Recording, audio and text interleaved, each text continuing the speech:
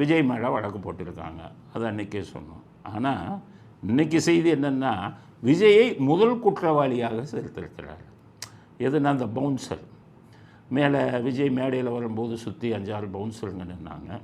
இவங்க ரசிகர்கள் எல்லாம் மேலே ஏறி எல்லாம் விஜய் பக்கத்தில் போனாங்க. அவங்களெல்லாம் தூக்கி கீழே போட்டாங்க. இதுதான் அன்றைக்கி நடந்த செய்தி. இப்போ இன்றைக்கி என்ன பண்ணார் ஸ்டாலின், அங்கே இருந்தே விஜய் மேலே கேஸ் போடுன்ட்டார். ஏன்னா விஜய் மேலே கேஸ் போட முடியாது. அதுக்காகத்தான் நான் சொல்கிறேன். எதுக்குன்னா சட்ட பிரச்சனை. சட்டம் என்ன சொல்கிறது? பவுன்சருங்க தூக்கி போட்டால் அவர்கள் பாதுகாப்பு யாருக்கு வந்தாங்களோ அவர்களும் குற்றவாளியா? இதுதான் சட்டம். அதாவது தமிழ்நாட்டு மக்கள் புரிஞ்சுக்கோங்க. வைக்கேரியஸ் லயபிலிட்டி அப்படின்னு ஒரு சட்டத்தில் ஒன்று இருக்குது.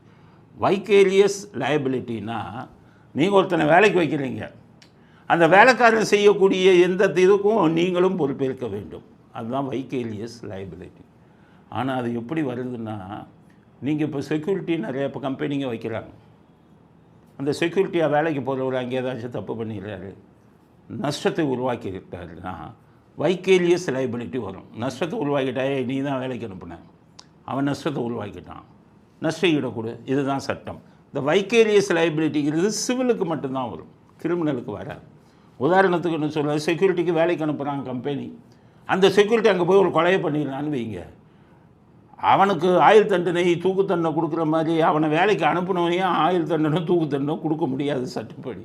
கிரிமினல் கேஸுக்கு லைபிலிட்டி, அந்த வைக்கேரியஸ் லைபிலிட்டி வராது. எப்போ வரும்னா, அந்த வேலைக்காரன் அங்கே அனுப்புனாங்கல்ல, அவன் செஞ்ச கொலைக்கு இவங்களும் உடந்தையாக இருந்தாங்க, இவங்களும் மூளையாக செயல்பட்டாங்கன்னா தான் இவங்களை வழக்கில் சேர்க்க முடியும். அப்போ எப்படி எஃப்ஐஆரில் ஒன்றா அப்போ இவனை கேட்டீங்க, இவரை போட்டீங்க விஜயை. நான் என்ன கேட்குறேன், சட்டம் உங்களுக்கெல்லாம் தெரியும். போலீஸ்காரனுக்கு சொல்கிறேன், ஸ்டாலின் விஜய் மேலே கேஸ் போடணும் போட்டுருவீங்களா? வைக்கேரியஸ் லைபிலிட்டி கிரிமினல் இதுக்கு வராது. இதை நான் எதுக்கு சொல்கிறேன்னு கேட்டிங்கன்னா, சட்டத்தை தான் சொல்கிறேன். தப்பாக பண்ணுறாங்க. இதே போலீஸ்காரர் எப்படி இருக்கணும்னா, சட்டத்தை பார்த்து தான் நீ எஃப்ஐஆரை போடணும். அதனால் இதில் நீங்கள் அவரை சேர்க்க முடியாது. அங்கே வீடியோவை கொண்டு போகும்போது மேலே வந்தவங்கெல்லாம் அவங்க ரசிகர்கள் பக்கத்தில் போகிறாங்க. வீடியோ க்ளோஸாக பாருங்கள், அவர் சிரிக்கிறாரு, சிரித்து இப்படி கையை காமிக்கிறாரு. ஆனால் பாதுகாப்பு வளையத்தில் இருக்கிறவன் தூக்கி போடுறான். அப்போ அந்த பாதுகாப்பு வளையத்தில் தூக்கி போடுறான அவன் தான் குற்றவாளி. இந்த குற்றத்துக்கு அவர் உடந்தையாக இல்லை. இதுதான் சட்டம் சொல்லுது. அதனால் வைக்கேரியஸ் லைபிலிட்டி கிரிமினல் கேஸில் வராது.